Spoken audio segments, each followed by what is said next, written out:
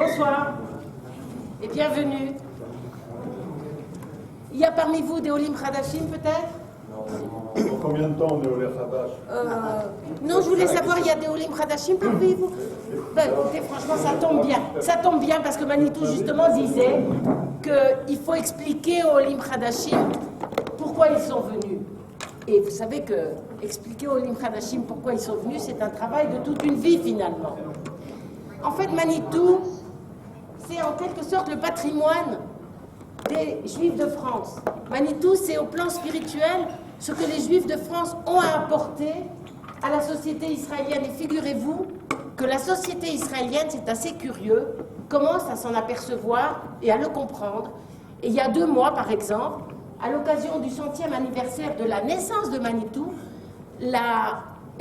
l'organisation sioniste mondiale a organisé un très grand événement avec 2500 personnes et des cours en hébreu, en français, etc. Donc vous voyez à quel point on va parler ici de quelqu'un qui était un géant, de quelqu'un qui était un génie. D'ailleurs, pour redonner vie à la communauté juive de France après la Shoah, il fallait vraiment avoir du talent et de l'esprit. Et c'est ce qu'avait Manitou. Alors, nous avons décidé, Matzliach, avec le président de la communauté Emouna Shelema qui vient d'arriver, Matzliach Tayeb, nous avons décidé de collaborer entre nous pour parler justement de Manitou. Et la vérité, c'est que c'est un grand plaisir pour nous de travailler ensemble pour quelque chose. Vous comprenez pourquoi c'est important pour la société israélienne. En fait, Manitou était porteur d'unité. Et être porteur d'unité, l'unité, c'est pas de la bouillie. Hein. C'est pas on mélange tout et on arrive à quelque chose. Non, non, non, non.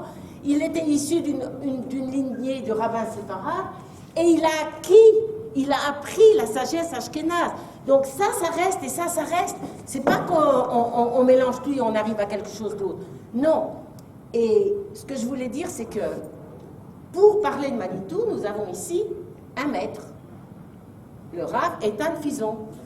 Il ne peut pas dire le contraire. Parce que comment Manitou définissait un maître? C'est simple. Un maître, c'est quelqu'un qui a un maître. Par hasard, par le plus grand des hasards, Eitan Fison a comme maître le Rav Uri Cherki, lequel, par le plus grand des hasards, avait pour maître Manitou. Donc vous voyez, nous sommes en bonne compagnie, nous savons de quoi nous allons parler, et franchement, si vous ne connaissez pas Manitou, je vous envie, vous allez découvrir un univers. Bonne étude. Ouh là là. Tov, ouh là là. Eh bien, Erev Tov, les Koulam.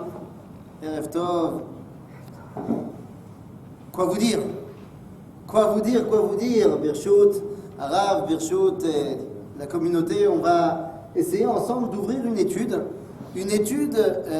qui m'honore énormément, qui me remplit d'émotions et vraiment, c'est un honneur très particulier parce que, voilà, comme tu l'as présenté, je n'ai pas eu la chance de connaître Manitou. Il est parti en 96 et en 96, on va pas vous dire quel âge j'avais 11 ans, donc j'ai pas rencontré Manitou, mais effectivement, j'ai essayé de grandir dans la Torah par l'intermédiaire de mes maîtres qui, eux, et particulièrement le Rav Cherki, qui, eux, étaient les élèves de Manitou. Et donc, quelque part, eh bien, on a l'habitude de dire que Bnei Banim aiment que Banim, que les petits-enfants sont un peu comme les enfants, alors les petits élèves sont un peu comme les élèves. Et donc, on va essayer ensemble, durant toute cette année, eh bien, d'apprendre à découvrir cette Torah extraordinaire, la Torah de Manitou. Alors justement, si on parle de Torah, la première question qu'on doit se poser, c'est... Attendez, on a parlé de maître, on a parlé qu'il fallait étudier chez un maître. Alors, venez, on arrête de l'appeler Manitou et on l'appelle le Rav Yehuda Léon Ashkenazi. Et en fait, c'est de cela qu'on va devoir parler. La grande question est de savoir, est-ce qu'on étudie la Torah du Rav Ashkenazi ou est-ce qu'on étudie la Torah de Manitou? Vous allez dire quelle différence? Eh bien, il y a une différence fondamentale.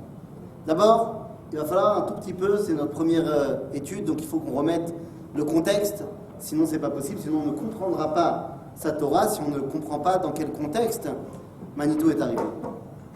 La biographie de Manitou est intéressante sans plus. Qu'est-ce que ça veut dire sans plus? Eh bien, ça veut dire que tu as des fois des personnages, et j'ai traité des personnages dans différents cours, il y a des personnages où, en, je ne sais pas, 70 ans de vie, il y a eu un événement à la minute. Et tu en as pour 4 heures, juste à raconter la biographie. Lui, il a fait ça l'année-là, il a fait ça, l'année d'après, il a fait ça, lui, il a rencontré tel, il a trouvé. Manitou, en termes d'événements, il n'y en a pas eu tant que ça. Et en fait, la grandeur de Manitou n'est pas dans le fait de l'hyperactivité de ses déplacements, mais va être dans sa Torah.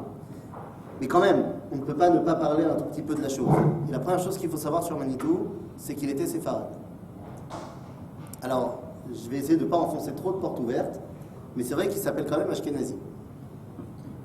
Donc ça veut dire qu'il était séfarade. Oui, s'il s'appelle Ashkenazi, c'est que quelque part, la famille venait d'Ashkenaz, mais c'était il y a très très longtemps. Pourquoi c'est important de le dire? Parce qu'il est le fils du Rav David Ashkenazi. Bon, d'accord, et alors? Eh bien, le Rav David Ashkenazi était le premier et le dernier grand rabbin d'Algérie séfarade. Pas que d'Oran, d'Algérie, mais séfarade. Parce qu'avant lui, tous les grands rabbins d'Algérie, depuis que la France était la patronne là-bas, étaient Ashkenaz. Ben oui, ils étaient mis en place par le consistoire, puisque c'était la France. Et au consistoire, il n'y avait pas beaucoup de séfarades. Donc, mais non, le Rav David Ashkenazi était séfarade. Et il puisait donc sa Torah dans toute la tradition du Beth Midrash séfarade tel qu'on le connaît. Et donc, si on veut comprendre d'abord qui est Manitou, eh bien, c'est quelqu'un qui a grandi dans le Beth Midrash de Chachmei Sfarad.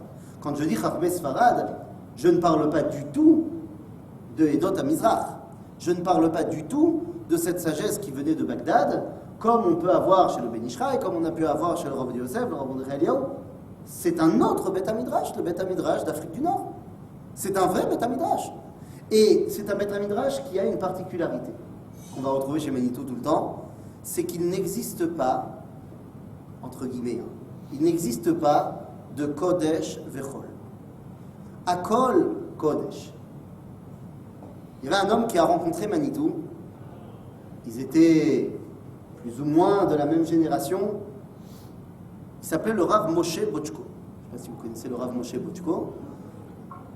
Donc ils se sont rencontrés et il raconte qu'il a appris une chose de Manitou, c'est que la yeshiva à Montreux, on n'étudiait pas seulement le Kodesh, mais on étudiait aussi les matières chol pour les enfants, pour les plus jeunes. Et quand on lui demandait, eh bien, il répondait ce que Manitou lui avait enseigné, qu'il n'y a pas de matière chol. Que tout est Kodesh, tout est un moyen de dévoiler le Kodesh, tout est un moyen de dévoiler Akadosh Baruch Hu. En d'autres termes, eh bien, la chokhma du Beth Midrash de Yehudé Sfarad, nord-africain, c'est que tout est bon pour dévoiler Akadosh Baruch Hu. Donc on n'aura pas du tout d'étonnement quand on verra Manitou à l'université, quand on verra Manitou étudier des choses qui sont extérieures au Beth Midrash, parce que pour lui c'est un autre moyen pour dévoiler Akadosh Baruch Hu. Sa jeunesse, c'est sa jeunesse. À 21 ans, on est en 1943. Qui dit 1943 dit forcément Deuxième Guerre mondiale. Et à ce moment-là, il est engagé en relais de force dans la Légion étrangère. C'est comme ça, il n'y a pas le choix. Et il sera blessé durant la guerre. Quelque part, c'est sa chance, puisque en tant que blessé, il sera démobilisé, mais toujours dans la Légion étrangère, ancien combattant. Et donc, il ne sera pas déportable. Lorsque Vichy va demander la déportation des Juifs d'Algérie, lui n'est pas déportable parce qu'il est dans la Légion étrangère. Il est dans l'armée française. Et donc, quelque part, c'est ça qui va le sauver. Et à la fin de la guerre, il part à Paris. Et lorsqu'il part à Paris, eh bien, il fait une rencontre qui va évidemment l'emmener dans un chemin. Il fait la rencontre d'un monsieur qui s'appelle Castor Soucieux. Enfin, c'est pas son vrai nom. Son vrai nom, c'était Robert Gamzon. Et il va rentrer au Zéhi. Il va rentrer au Zéhi. Alors pourquoi je dis Castor Soucieux? Parce qu'au Zéhi, on a l'habitude de donner des noms de totems aux gens qui s'impliquent dans le mouvement de manière forte. Eh bien, le Rav Ashkenazi va très vite recevoir le nom Manitou. Voilà, son nom Manitou, ça vient des Zéhi. Je ne sais pas encore ce que ça veut dire Manitou, on va essayer de voir ensemble. Quoi qu'il en soit, très vite, Robert Gamzon décide de créer, nous sommes dans l'après-guerre, dans la France de l'après-guerre, et la France de l'après-guerre veut recréer non seulement un Beth Midrash pour le judaïsme, mais également un centre de la sagesse. Et donc d'abord, on va essayer de créer des leaders futurs du peuple juif. On va créer l'école d'Orsay. Au début, Manitou vient en tant qu'élève, mais il ne restera élève à l'école d'Orsay que 1 an, puisque finalement, Robert Gamzon lui demande de devenir maître à l'école d'Orsay au bout d'1 an. Ben oui, parce que tout le monde a compris à qui on avait affaire, et donc c'est parti. Avec cette école d'Orsay, il va faire des voyages en Israël, il va emmener ces jeunes à la rencontre de ce peuple juif qui est en train de revenir à la vie, et c'est là qu'il va rencontrer celui qui deviendra plus tard un de ses grands maîtres, le Rav Tzvi Yehuda Kook. Mais on n'y est pas encore. En France, il décide, avec 2 autres compères, de créer ce qu'ils vont appeler la grande école de pensée juive de Paris. Ici, c'est Paris, c'est eux qui ont inventé le slogan. La grande école de pensée juive de Paris. C'est qui les 3 compères? Donc on a dit Manitou. L'autre s'appelle André Neher et le 3e Emmanuel Lévinas. Quand on dit les 3 mots, les 3 prénoms, noms de famille dans la même phrase, tu sais que ça va envoyer du lourd. Et effectivement, personne ne comprend ce qu'ils disent. C'est-à-dire, ils parlent entre eux. Ils parlent entre eux parce que personne n'arrive à arriver au niveau. Et Manitou expliquera pourquoi. Il dit parce qu'il y a des gens qui veulent essayer de comprendre Lévinas tout seul. Il y a des gens qui veulent essayer de comprendre André Neher tout seul. Il y a des gens qui veulent essayer de comprendre ce que je dis tout seul. Ça ne marchera pas. Et on va voir pourquoi ça ne marchera pas. Parce que de son point de vue, et tu l'as dit, la notion d'unité se fait également au niveau de la chokhma.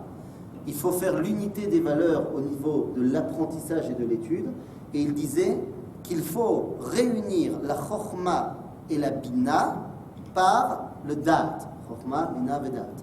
Et il expliquait que Lévinas, c'était la chokhma, que André Neher, qui a passé toute sa vie à nous expliquer la différence entre le peuple juif et pas le peuple juif, c'était la bina, et que lui, il était le da'at qui était mechaber benehem, qui faisait le lien entre les deux.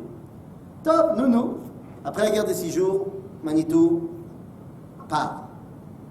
Ça y est, il réalise son rêve. Le rêve de réaliser sa Torah. Il part en Israël. Mais attendez, il a étudié que chez son papa. Il y avait des maîtres, non? On a dit le Rav Yehuda deviendra son maître en Israël. Mais qui étaient ces maîtres qui l'ont fait grandir? Il avait 2 maîtres, 2 grands maîtres. Un Ashkenaz et un Séfarad. Qui était son maître Ashkenaz, qui l'a fait rentrer dans ce qu'on appelle Marshevet Israël, dans la Torah du Maharal de Prague particulièrement. C'était un homme qu'on appelait Yaakov Gordin, Jacob Gordin. Et son maître séfarade, c'est pas clair, puisque c'était Monsieur Chouchani. Et Monsieur Chouchani, c'est pas clair qui c'était. Le fait est que Yaakov Gordin, il a été à 10 cours de lui, c'est tout.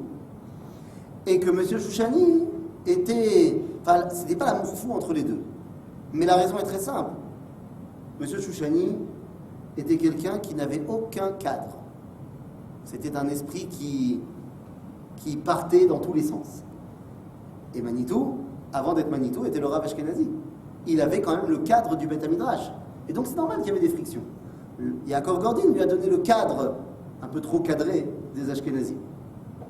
Mais finalement, il part en Israël. Et c'est là que tout son enseignement prend une nouvelle tournure. Parce qu'il y a une grande question, et cette question, en fait, je me la suis posée. Et on me l'a posée, et à juste titre. Manitou est quelqu'un de très particulier parce qu'il a une Torah fantastique, mais elle est Béalpé. Il n'y a pas de livre de Manitou. Alors aujourd'hui, il y a plein de livres, mais ce n'est pas lui qui les a écrits. C'est quand même très rare d'avoir un rave où toute sa Torah, elle est Béalpé. Mais en même temps, c'est toute sa maout. Tout son idéal, c'est Torah chez Béalpé. Le problème, il est que, alors, très bien, c'est Béalpé, mais alors de quel P? C'est-à-dire, est-ce qu'on doit étudier Manitou en hébreu ou est-ce qu'on doit étudier Manitou en français? 80% de ces enseignements, dans les faits, concrètement, ça a été dit en français. Et pourtant, si on veut comprendre Manitou, il faut étudier en hébreu. Pourquoi? On va le faire nous en français, on n'a pas le choix. Mais des fois, on mettra un peu d'hébreu. Pourquoi est-ce qu'il faut étudier Manitou en hébreu? C'est quoi le grand combat de Manitou? Et là, maintenant, on va commencer à rentrer, sans parler trop de biographie, On a fini un petit peu la biographie. Alors on a dit, il partira en 1996, il recevra en 1991 le prix de la Knesset pour l'œuvre d'une vie. Une vie qui mérite d'être copiée. Il a fait. Et très récemment, juste avant le Covid, eh bien, enfin, il y a eu une rue au nom de Manitou à Roma, et ce n'était que justice que de donner le nom de Manitou à une rue à Jérusalem. Alors, maintenant qu'on a dit ça, il va falloir qu'on commence à rentrer dans les grands thèmes qui sont la Torah de Manitou. Aujourd'hui, on va présenter les grands thèmes de la Torah de Manitou, et au fur et à mesure de l'année, eh bien, on va étudier ces grands thèmes de la Torah de Manitou. D'accord? Alors, de quoi on parle? J'ai posé la question, est-ce que Manitou c'est en hébreu ou c'est en français? D'où vient la question? La question vient du fait que quand vous écoutez Manitou en hébreu et en français, c'est pas le même. Pourtant, ils disent la même chose, mais le langage n'est absolument pas le même. Pourquoi? Toute la Torah de Manitou et son combat va être comment est-ce qu'on transmet Masoret Avot, la bannie. Ça veut dire, il n'y a rien de plus simple que le père y transmette à son fils. Oui, mais le problème, c'est lorsque les banim n'ont plus les mêmes kelim, n'ont plus le même langage que les avot, comment est-ce qu'on peut transmettre? Et c'est ça le grand problème de Manitou. Quand il arrive en Israël, il a commencé à enseigner, et les Israéliens n'ont pas accroché. Aujourd'hui, ça accroche. Mais à l'époque, ça n'a pas. Pourquoi ça n'a pas accroché? Les gens disaient, ils ne parlent pas bien l'hébreu. Vous connaissez ces rabbins qui ont un accent à couper au couteau? Manitou parlait parfaitement l'hébreu, sans aucune faute de grammaire. Mais Manitou parlait très très mal l'israélien. Ben oui, parce que son hébreu lui vient du Beth Midrash, lui vient de la tradition ancestrale de ses ancêtres. Il n'avait pas du tout les codes, le slang, la façon, les bitouyim, les expressions de l'hébreu moderne. Et donc, lorsqu'il voulait parler de choses, il utilisait des termes que l'israélien ne comprenait pas. Pourquoi? Parce que pourtant c'était des termes en hébreu simple, mais c'était un hébreu qui n'était plus utilisé.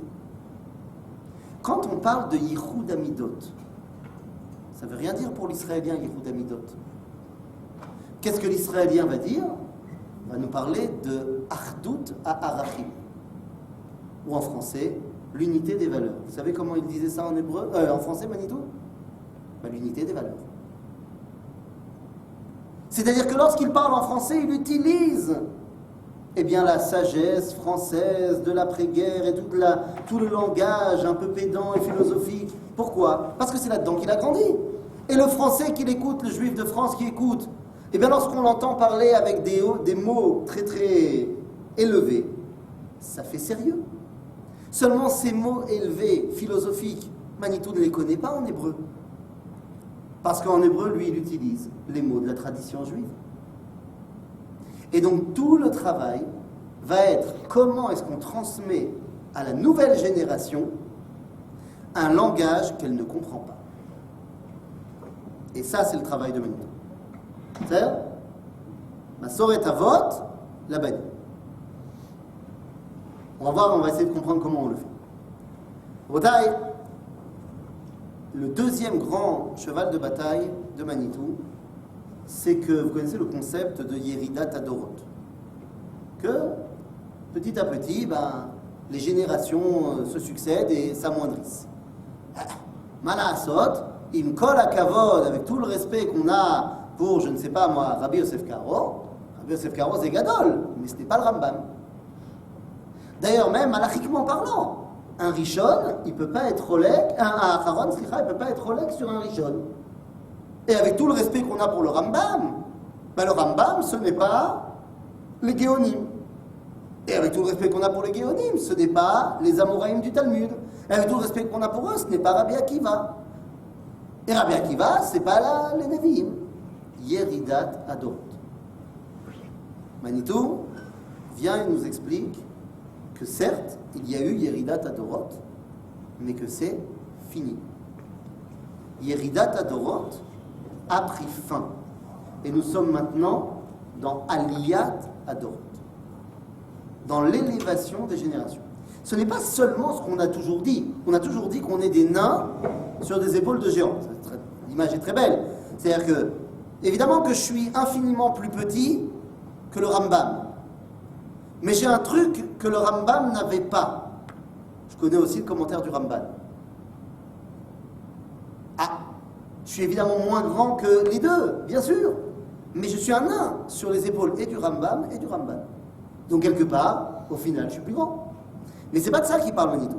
C'est que non, Aliyat Adorot. Est-ce que ça veut dire que les individus vont devenir plus intelligents ou plus rachamim? Non. Peut-être, mais c'est pas de ça qu'on parle. La question n'est pas de savoir, quand on parle de Yeridat Adorot ou de Aliyat Adorot, la question n'est pas de savoir si les individus vont être plus Talmidei Chachamim ou moins Talmidei Chachamim. Parce que la question n'est pas de savoir s'il y a plus de Sechel, mais la question est de savoir s'il y a plus de Neshama. Or, prenons deux identités vivantes. L'une s'appelle un embryon, un fœtus, qui est en fin de gestation, qui est la veille de la naissance, et l'autre, c'est le bébé une fois qu'il est né. On est tous d'accord que le fœtus dans le ventre de sa mère, pendant 9 mois, il s'est développé. Et ce développement, il était fondamental pour lui, tout va bien. On est tous d'accord aussi que le bébé, une fois qu'il est né, il va aussi continuer à se développer. C'est pas fini, il n'a pas atteint son plein potentiel. Mais je pense que je n'ai pas besoin de vous expliquer qu'il y a une différence maoutite, qu'il y a une différence intrinsèque et fondamentale entre le moment où il est fœtus et le moment où il est bébé. D'accord ? Au niveau de ce qu'il est dans son essence, c'est pas la même chose une fois qu'il est né, même s'il a encore à progresser, que lorsqu'il était encore en gestation. Eh bien, pour Manitou, il en va de même pour le peuple juif. Le peuple juif, à partir du moment où l'État d'Israël a été créé, il a rené. Et donc, il est fondamentalement différent du peuple juif qui était à Vilna ou à Oran. C'est pas seulement qu'on est plus ou moins intelligent. Maoutit, c'est différent. Et donc, on parle de Aliyat Adorot parce que la Neshama est plus grande. Et elle est d'autant plus grande. Il y avait un autre rabbin que Manitou connaissait. Alors, si Manitou est pour nous le plus grand Algérien qui ait jamais vécu, je sais pas, chacun il va donner ses notes après. Je vais pas, je m'engage sur une pente glissante. Je sais pas si je vous demande quel est le plus grand Marocain qui a jamais vécu. Alors, c'est pas à toi que je vais demander, mais s'il y a des Marocains dans la salle, je ne sais pas. Est-ce qu'on, hein? Rabbi Saleh, Rabbi Shalom Messas, je veux pas. On en dit au moins 2 comme ça. Hein? Toi? Allez? Hein? Awachaim Akadosh? Non? Rabbi Chaim Vintor? On fait la liste. Et si je demande quel est le plus grand Tunisien qui a jamais vécu? Hein? Ouais. Rabbi Moshe Khalfan Cohen. Hein? Qui? Je pas entendu? Dis-moi. Rabbi Chai Tayeb Lomet? Non? La malo. Alors après, chacun il va donner. Moi j'ai une préférence. Bon, vous allez me dire, c'est parce qu'il s'habillait comme un Ashkenaz, ça doit être pour ça. Mais j'ai une préférence pour celui qui est pour moi le plus grand Tunisien de tous les temps, le Rav Meir Yehuda Getz. Le Rav Meir Yehuda Getz, qui était le Rosh Yeshivat Amekoubalim Betel, qui était le Rav du Kotel. Bon, ça va, c'est pas n'importe qui. Hein? Getz. C'est Getz. Non, vraiment. Je t'invite à aller voir mon cours sur le Rav Getz sur ma chaîne YouTube. Bekitsour, le Rav Getz, lui, il a expliqué quelle était cette Aliyat Aneshamot. Il dit que la Gemara dans Ta'anit nous explique qu'il y a un serment que Dieu a fait prêter au monde et à lui-même. Il dit Lo avol Yerushalayim shel mala ad she'avol Yerushalayim shel mata. C'est-à-dire, je ne rentrerai pas dans la Jérusalem d'en haut tant que moi, à Israël, ne rentrerons pas dans la Jérusalem d'en bas. Et le Rav Getz a expliqué que la Jérusalem d'en bas, c'est votre gal, c'est pas chou, c'est Jérusalem. C'est le Mashbir, c'est la Rakavet Akala, c'est le Kotel, tout ça c'est la Jérusalem d'en bas. Enfin, Mazé Yerushalayim Shel Mal, c'est quoi la Jérusalem d'en haut? Le Rav Getz expliquait que ce Jérusalem d'en haut, c'est un sac avec des Neshamot. les neshamot qui sont propices pour dévoiler la névoie, la prophétie. Et Dieu a arrêté de donner ces neshamot depuis la destruction du premier temple. Et donc, dès qu'on est revenu dans la Jérusalem d'en bas, après la guerre des 6 jours, Dieu recommence à donner ces neshamot-là. Vous comprenez donc qu'il s'agit de neshamot qui n'ont rien à voir avec celles d'avant. Donc, on parle de Aliyat Adorot et plus de Yeridat Adorot. On ne puise plus notre lien avec Dieu du passé, mais on la puise de l'avenir. Ça va ? Civilisation du peuple.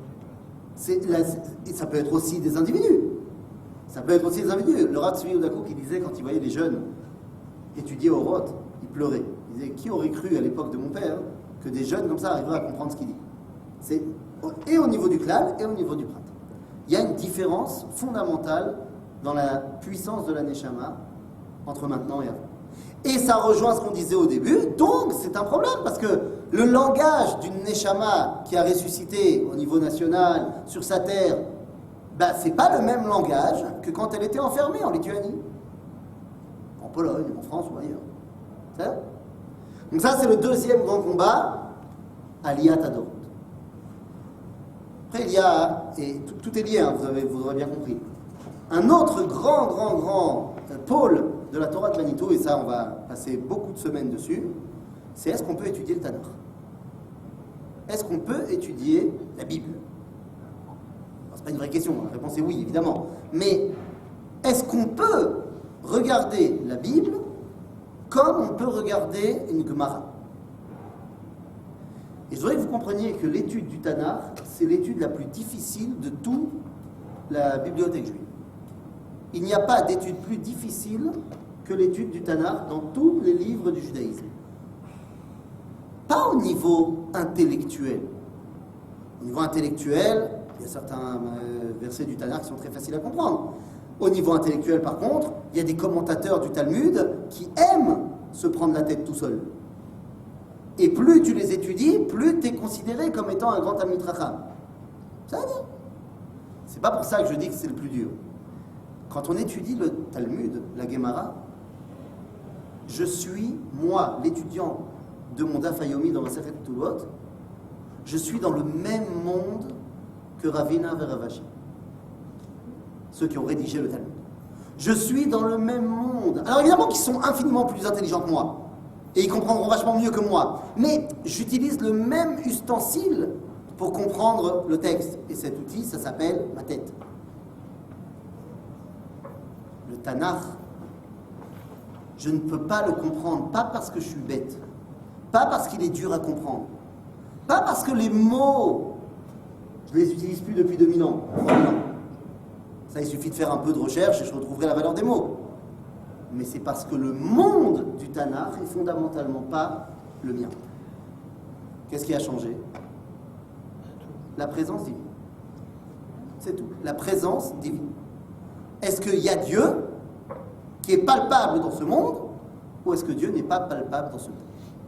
Le monde du Tanakh n'a absolument pas les mêmes codes que le nôtre, n'a absolument pas les mêmes outils pour dévoiler Dieu que le nôtre, n'a pas du tout les mêmes enjeux, n'a pas du tout les mêmes défis.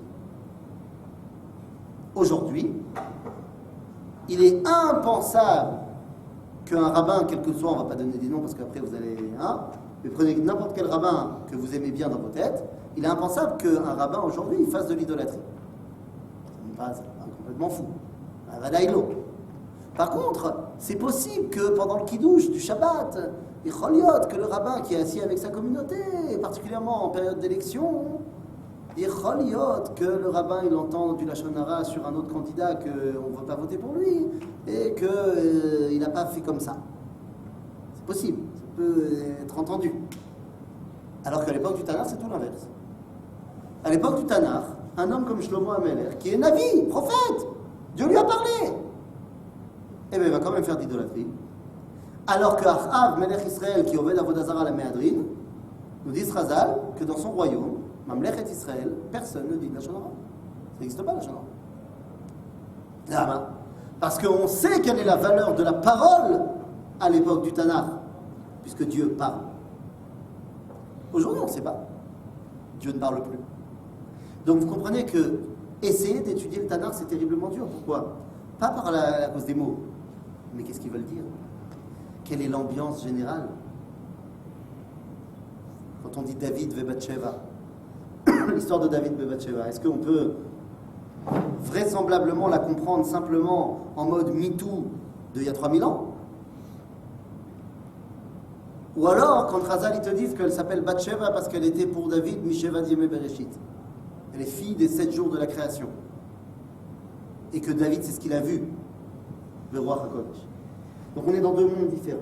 Donc pour Manitou, il faut redonner à la Torah, au Tanakh, à la Bible, sa véritable valeur, la valeur de la prophétie. C'est-à-dire, évidemment, on n'a plus de névoie. Donc pour pouvoir atteindre cette dimension-là et comprendre quelque chose, eh bien pour ça, on a besoin, de manière chaude et faite, de manière tout le temps, dans toute étude, de ce qui est le vestige de la prophétie. Ça aussi, ça va être un grand enseignement de Manitou, c'est que Torah ta Kabbalah, ce n'est pas une autre façon d'étudier la Torah. C'est la Torah. Vous allez me dire quoi? Tout le monde peut étudier la Kabbalah, on se calme. On a l'habitude de parler de Pardes. Ron, Pshat, Remez, Drash, Sod. Pour Manitou, il ne faut pas étudier Pardes. Il faut étudier Sfarad. C'est-à-dire Sod, Pshat, Remez, Vedrash. C'est-à-dire, à la lumière du Sod, tu vas pouvoir comprendre le Pshat, le Remez et le Drash. Pourquoi le Sod? Parce que c'est les vestiges de la prophétie. Tu regardes avec les yeux de ceux qui ont hérité des dernières bribes de névoie, de prophétie. Mais attention, à ce moment-là, ce n'est pas une Kabbalah comme on va voir la Kabbalah du Harizal, qui est quelque chose qui est d'une profondeur fondamentale, mais justement qui se détache de Torah Taniglé. Pour Manitou, et c'est ce qu'il retrouvera d'ailleurs chez le Rav Tzvi Odarouf, c'est built-in. Ça fait partie de l'enseignement du quotidien. C'est une Kabbalah normale. Pachout normale. Et ça, c'est un des grands combats de Manitou, redevenir normal. Vous connaissez ces punchlines, il y avait beaucoup de punchlines Manitou, des fois trop. J'avoue que j'ai dit à mes parents que je faisais un cours qu'on allait lancer un cours sur Manitou. C'est pas la première fois que je parle de Manitou. Mes parents ont toujours du mal quand je parle de Manitou. Beaucoup de mal. Pourquoi ils ont beaucoup de mal? Parce que ils étaient aux EI, ils ont été baignés par Manitou, des histoires. Donc un jour, ils ont décidé de le faire venir dans la communauté de Metz. Et il est venu. Je sais pas, moi j'étais pas là, mais c'était à la fin de sa vie. Et je sais pas ce qu'il a dit, mais il a dû faire du Manitou. C'est-à-dire qu'il n'a pas dû mâcher ses mots. Il a dû clairement dire les choses et il a dû leur dire concrètement de manière assez crue qu'il faut partir, il faut venir en Israël. Autant vous dire que la communauté n'a pas fortement apprécié le message. Et donc, à chaque fois que je parle de Manitou, les parents disent « Ouais, mais quand même, quand il était à Metz, c'était compliqué. Hein » Je dis « Non, ça n'a. » Redevenir normal. Donc, c'est quoi ces punchlines? On les connaît. Quand on demandait à Manitou, qu'est-ce qui vaut mieux? Regarde, c'est ce qu'on va demander à toute l'équipe de Srougot. À chaque fois que tu as une équipe à Srouga qui va en France, il y a forcément un mec avec un chapeau qui lui dit non mais d'accord, mais 2 secondes. Vaut mieux quoi? Vaut mieux être froum. C'est comme ça qu'on parle. Vaut mieux être froum à Paris ou vaut mieux faire des grillades sur la plage à Tel Aviv pendant Kippour? La réponse de Manitou, on ne peut pas être normal. On ne peut pas être froum à Tel Aviv. Ça rentre pas dans la case. Donc Chazara est la normalité. Bon, tout ça c'est bien beau, mais tout ça passe, et on vient de le dire, par une sortie de l'exil. Manitou, sa Torah est basée sur la sortie de l'exil. Comme on sort d'exil, alors on peut remettre en marche tout ce qu'on vient de dire jusqu'à maintenant. Et quand est-ce qu'il prend véritablement conscience que Am Israël sort d'exil? Mais comme d'habitude, vous savez, il y a une phrase en hébreu qui dit Ein ba'alagan makir babalagan. En hébreu de la Gemara, c'est En chavush matir atzmo mibet ha'asurim. Ça veut dire que quand tu es dans un processus, tu n'arrives pas forcément à voir le processus. À Paris, il y a un homme qui est de passage. Manitou est déjà connu en tant que philosophe, en tant que grand penseur juif. Et il y a un homme qui demande à le rencontrer. Cet homme, il s'appelle le Dalai Lama. Et il demande à rencontrer Manitou. Donc, il va le rencontrer. Et le Dalai Lama a une question à lui poser. Il dit, voilà, bon, enchanté. Vous, Am Israël, vous sortez de votre exil là maintenant. Nous, les Tibétains, nous rentrons dans notre exil. Et je voudrais vous demander quel est le secret pour survivre à l'exil. Et Manitou a pris conscience à ce moment-là que Bémet, on était sorti d'exil. Et que donc il a dit, si celui qui représente la spiritualité de l'Inde, Hodou, vient prendre conscience et me faire prendre conscience de ma nouvelle réalité, c'est le moment de Hodou, l'Hachem Kitov, qui le Olam Chasdou. Et ça fait référence à ce qu'on dit dans le Shira Ma'alot, qu'on dit les Ashkenazim avant le Birkat Amazon. Ken Shira Ma'alot, Beshuv Hashem et Shivat Zion. Alors nous on était quoi? Aïnou, Kecholmim, on n'y croit pas, on est en train de rêver. Ah, nous, on n'arrive pas à se rendre compte. Az, Yomru, Bagoïm. Les Goïm, ils vont dire, il dit Hachem, là, sentiment. Dieu, il a fait des trucs de fou avec eux. Ah, si les Goïm, ils disent, Abdemet, il dit Hachem, là, sentiment, Az, Aïnou, Smechi. C'est-à-dire, des fois, on a besoin de ce regard de l'extérieur pour nous faire comprendre qu'on fait partie de quelque chose de grand. Et donc, cette dimension de la sortie de l'exil, c'est le point de départ qui permet à la Torah de Manitou de se réaliser. En vérité, Manitou n'aurait pas pu être Manitou s'il était né 50 ans plus tôt. S'il était né 50 ans plus tôt, sa Torah n'aurait pas pu se dévoiler. Parce que la Torah de Manitou, par excellence, c'est une Torah de Géoula. D'ailleurs, c'est peut-être l'un des grands points de Manitou. Savoir quel est le sujet du moment. Savoir reconnaître le défi de maintenant, le dialogue de maintenant. Rav Cherki m'a raconté que quand il avait 11 ans, Manitou est arrivé chez eux, à la maison, chez les Cherki. Et il a dit à son père, le père de Rav, il lui a dit, on vient de terminer une session d'études avec mes élèves, ça fait 7 ans qu'on étudie le Maharal de Prague, et maintenant on va ouvrir une étude sur Rabbi Nachman de Breslav, l'écoutez-moi. Et le Rav Cherki, du haut de ses 11 ans, me dit qu'il lui a posé la question, il a dit, Ma Kesher. Quel rapport? Et Manitou a répondu, parce que Adarshav, Zaya Azman Shel Maharal, et Arshav, Zezmano Shel Moharal. C'était l'époque du Maharal jusqu'à maintenant, et maintenant c'est l'époque de Rabbi Nachman de Breslav. C'est quoi, c'est l'époque? Les deux, ils ont écrit il y a Khasra, il y a 400 ans, il y a 300 ans. Nickel, c'est maintenant qu'on a besoin de ces réponses-là. Alors quel est le grand défi? Alors quel est le grand défi auquel Manitou doit faire face et auquel sa Torah doit faire face? Nous sommes dans la deuxième moitié du XXe siècle, les amis.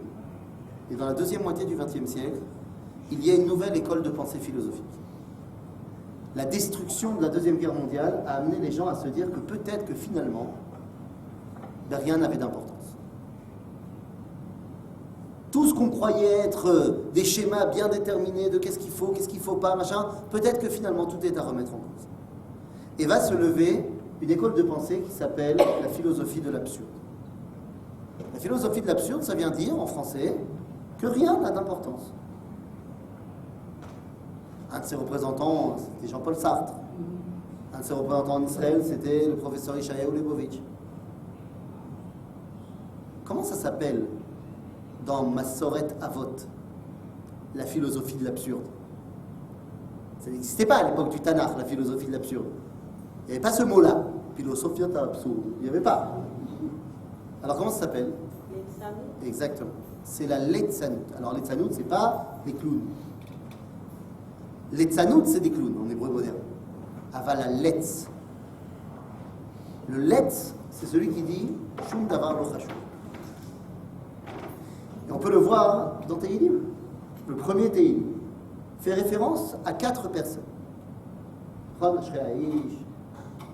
C'est Tehillim. She'alach. derrière Tzadikim, ou vers Rechaim Noalach.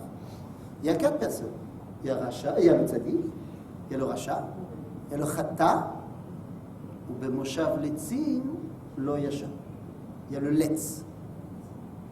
Les 3 premiers, ils ont une takana. Le Tzadik, bon, il n'a pas de takana, il est Tzadik.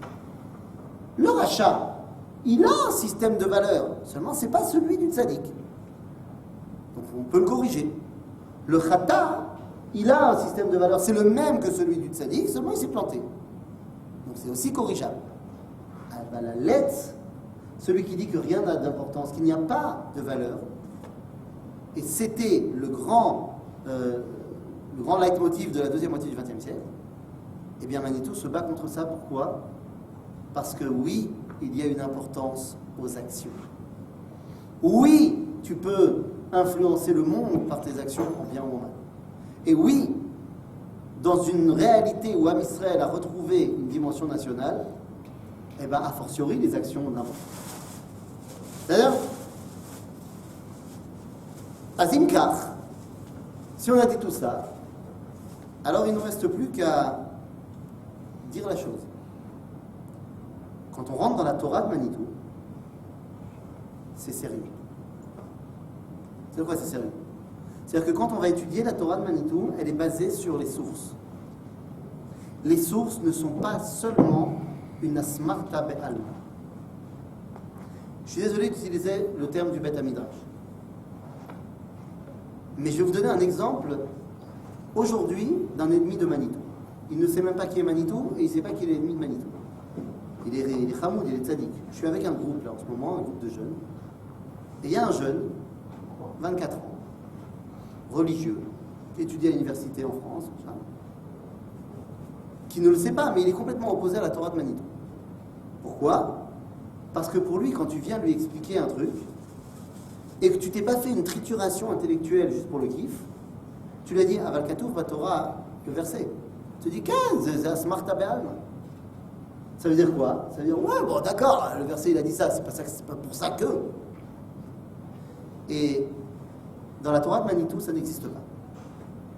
Les Mekorot, c'est Birtzinut.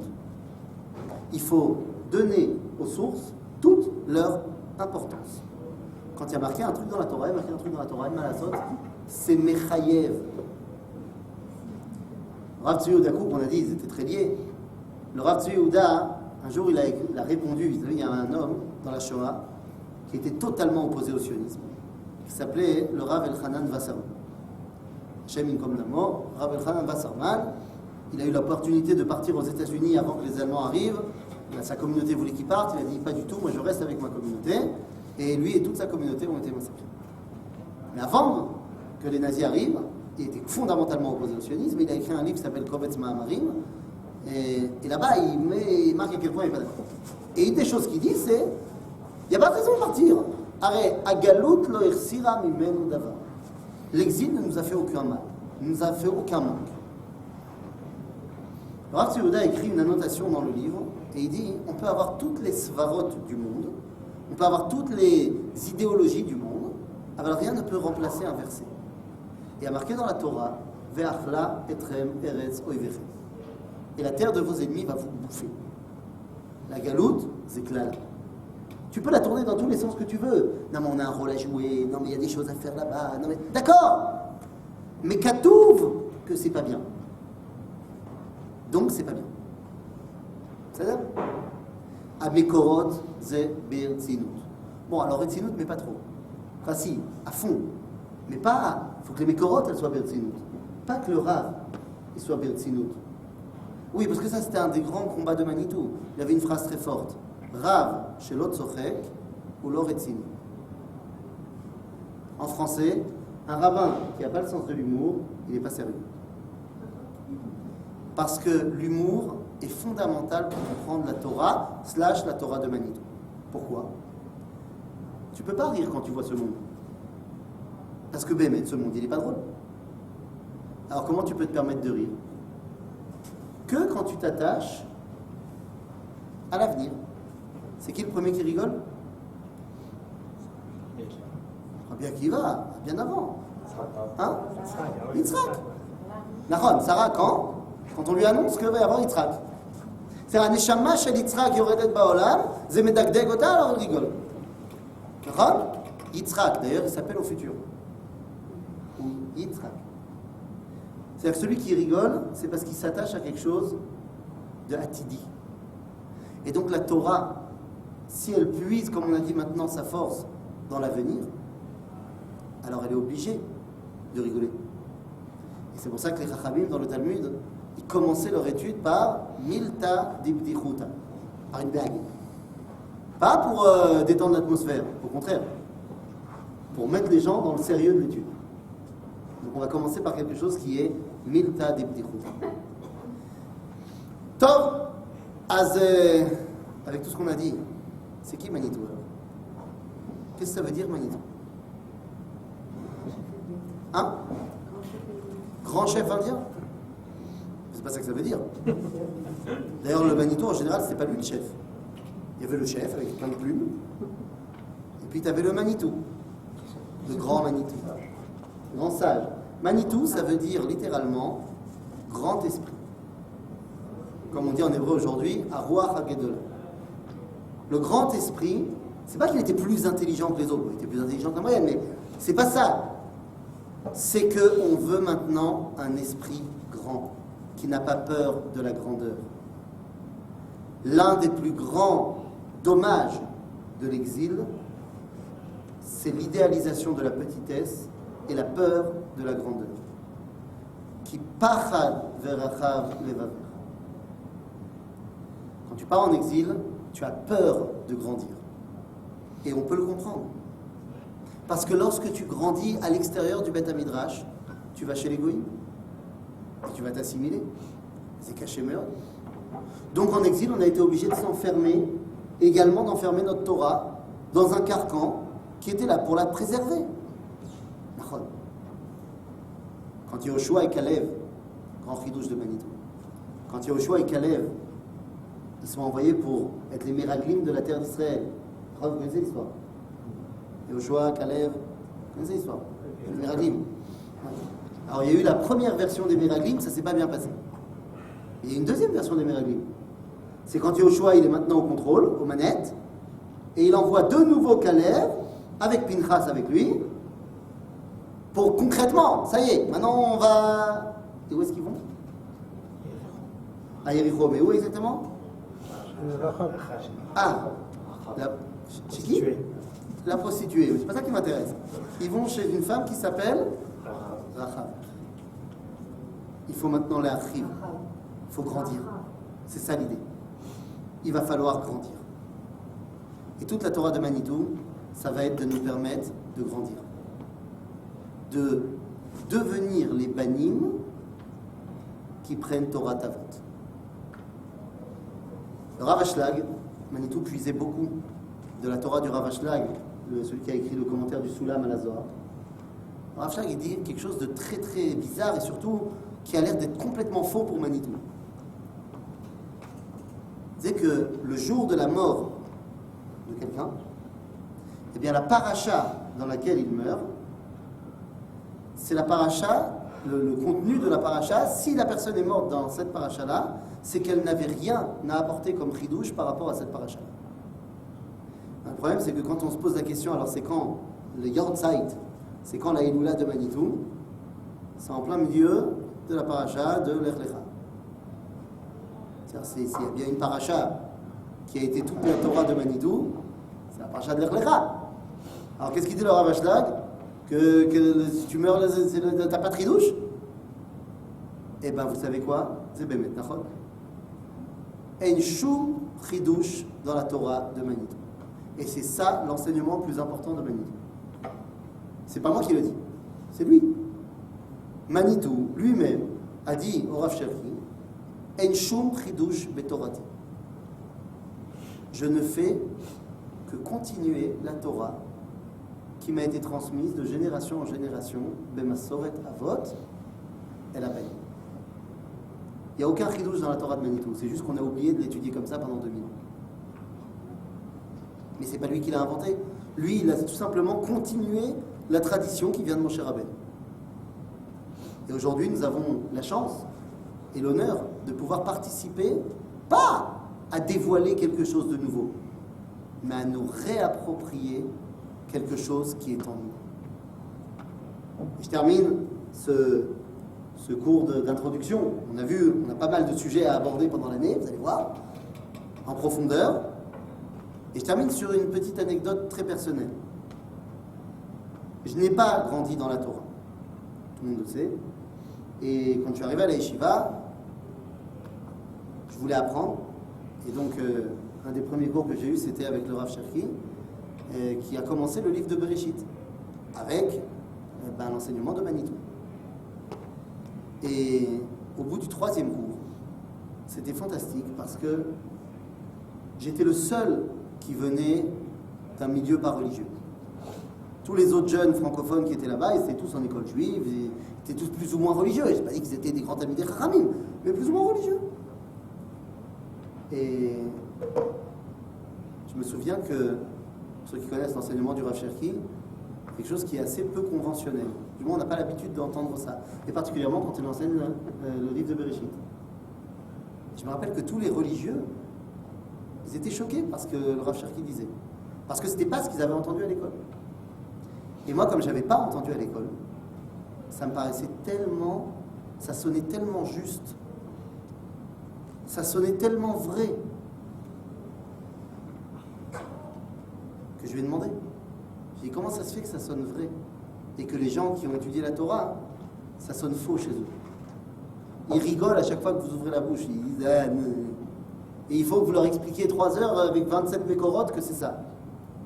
Mais moi, ça sonne juste. Alors, je ne les connais pas, les mécorotes. Maintenant, j'apprends. Mais ça sonne juste. Et il m'a répondu, mais parce que eux, ils ont étudié la Torah de Galut. Et que Manitou, ils nous enseignent la Torah de la Géoula.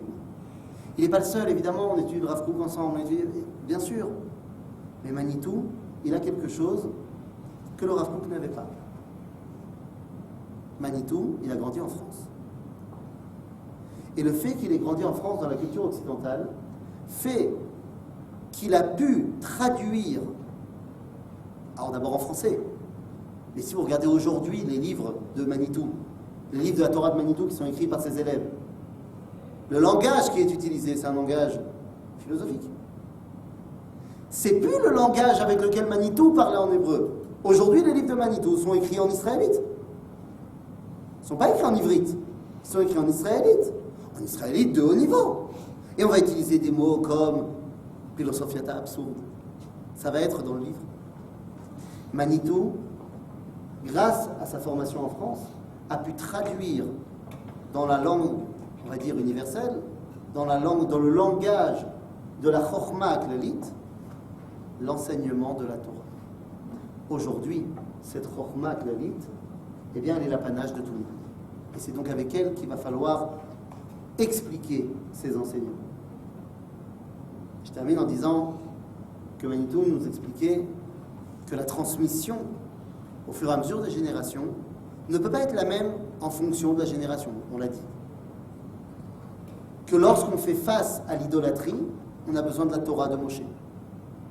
Lorsque l'idolâtrie s'arrête quelque peu parce que la présence divine est partie, et que les différentes spiritualités des Goïm deviennent des spiritualités qui sont plus tournées vers le mysticisme, vers quelque chose qui est théorique, mais qui n'est plus dans la réalité de l'expérience, alors on a besoin de toute la Torah du Sefer HaZohar, qui vient nous expliquer comment est-ce qu'on traduit de manière théorique quelque chose qui a été vécu avant.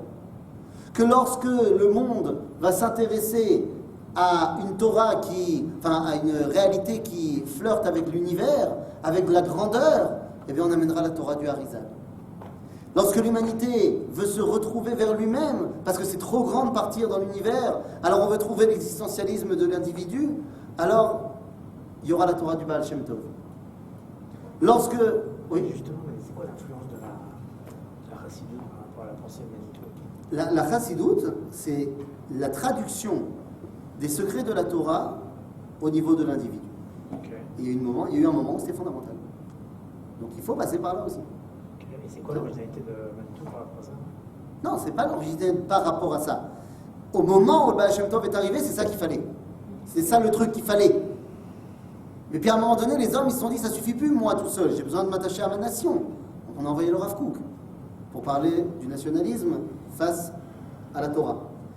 Manitou arrive au moment où on parle de la reconstruction, pas seulement des nations, mais des nations par rapport à Akadosh Baruch. Et c'est pour ça que lorsque, juste avant de mourir, le Rav Cherki m'a dit de Mimakor Rishon, il a demandé sur son lit de mort à Manitou, alors c'est quoi maintenant la prochaine étape? Et Manitou a dit qu'on avait fini avec Yaakov, qu'on était en passe de terminer Israël, et qu'il fallait maintenant se commencer à s'occuper de Yeshurun, c'est-à-dire d'avoir un message pour le monde entier. C'est la prochaine étape. On n'a pas encore terminé Israël, donc il faut finir d'abord Israël, avant de pouvoir véritablement prendre notre message, mais c'est évidemment que c'est ça, le grand chidouche, la grande, la nouveauté, mais le grand apport de ce grand esprit qui était Manitou. Donc à la question de savoir est-ce que c'est Manitou ou est-ce que c'est le Rav Yehuda Léon Ashkenazi qu'on va étudier ensemble cette année. Et en termes de support, je ne vais pas vous dire que chaque cours ça va être un thème différent, parce que des fois il nous faudra plusieurs cours pour étudier un thème. Donc des fois on utilisera tel ou tel support qui sont tel ou tel texte, des fois tel ou tel texte. Le but c'est que cette année on rentre en profondeur dans tous les sujets qu'on a évoqués ici, qui forment cette Torah Gedola. Est-ce que c'est Manitou ou le Rav Ashkenazi? Eh bien, j'aime beaucoup l'appellation d'un des membres de ma synagogue, qui s'appelle Tzion, qui est israélien, qui a grandi à Petah Tikva, qui n'a jamais entendu parler de Manitou avant qu'il arrive dans la synagogue, et qu'il m'entende citer Manitou tout le temps. Il dit, c'est qui? Et il a dit, Tov, donne-moi un Dvar Torah du Rav Manitou. Alors je pense que c'est peut-être la meilleure appellation. Ce ne sera pas le Rav Ashkenazi, ce ne sera pas Manitou, ce sera Harav Manitou, de Bezrat Hashem. Et Naaseh V'Natzliach.